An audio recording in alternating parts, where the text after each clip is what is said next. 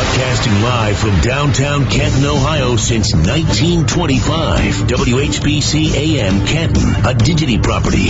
We live here too. News Talk 1480, WHBC. We talk a lot about using the internet, and we talk about how, you can keep in touch with family and friends and all. That's the good side of the internet, but there's a survey out that is really exposing the ugly side of the internet, and it's all about cyberbullying, and I guess it's a lot more widespread than some people would think. But right now on our WHBC Newsline, we bring in cyberbullying expert and licensed professional counselor Lori Vann. Good morning, Lori. Good morning. So this survey is kind of showing that 3/4 of American adults who use the internet say they have witnessed online harassment. That's a lot.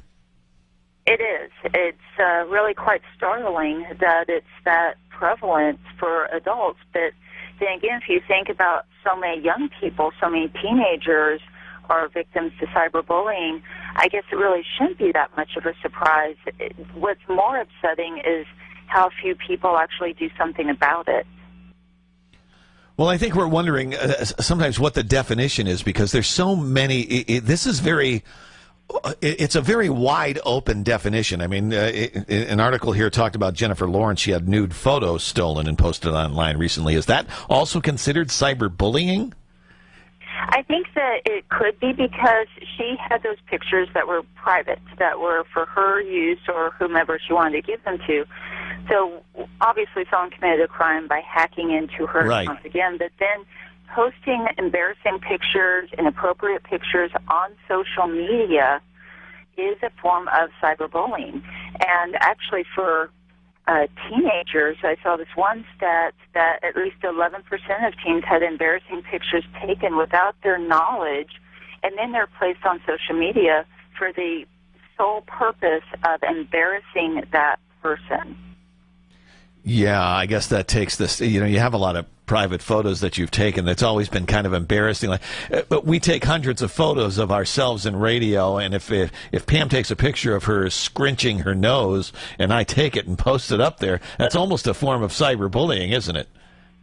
Well, and I think it depends on the content of the picture. So, yes, there are some gray areas that you get into with this, but obviously someone's nude picture or something that's obviously really humiliating, that the context was Jennifer Lawrence and these other celebrities did not want this spread everywhere. If they did, they would have released the pictures themselves.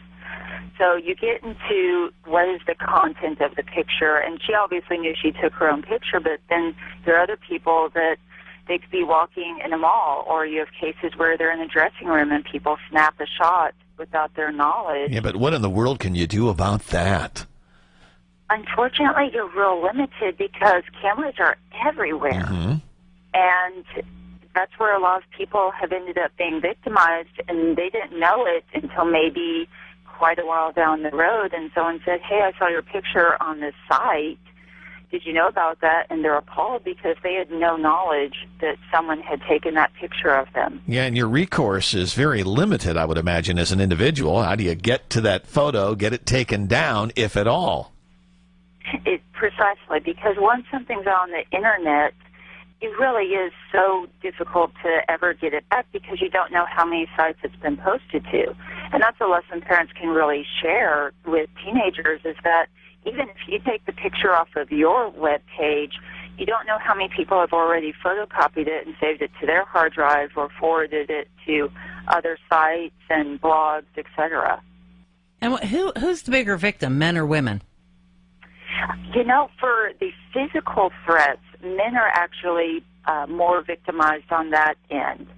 For females, there tends to be more on the name-calling, the cattiness, the mean-spirited comments. But when it comes to the physical threats, guys tend to get that more often. And that's true for boys and teenage boys that are on social media as well. So what kind of things would you tell parents and even adults to try to avoid all of this?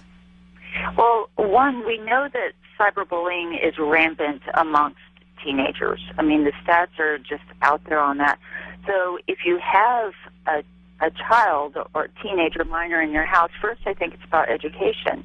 The parent needs to be educated as to what cyberbullying is, the different examples of it. They need to pass that along to their child. Then they need to have a game plan of, if you see this, this has to be reported. And the parent needs to be aware of why it's important to pass along this information to either the schools where this is happening amongst students or even possibly the authorities, and to educate them as to the consequences, because we do know there's a correlation between bullying and people that become really depressed and suicidal. And in my specialty area of self-injury, bullying is a major risk factor for self-injury. And so this is not a victimless crime. This isn't just, oh, we're having some fun. All right, well, we're going to keep an eye on this, of course, and I know that you will, too. It is Lori Vann, and she is talking about cyberbullying. We appreciate your time this morning. Thank you. Pam Cook and Gary Rivers. We live here too. Canton's Morning News. News Talk 1480, WHBC, and at WHBC.com.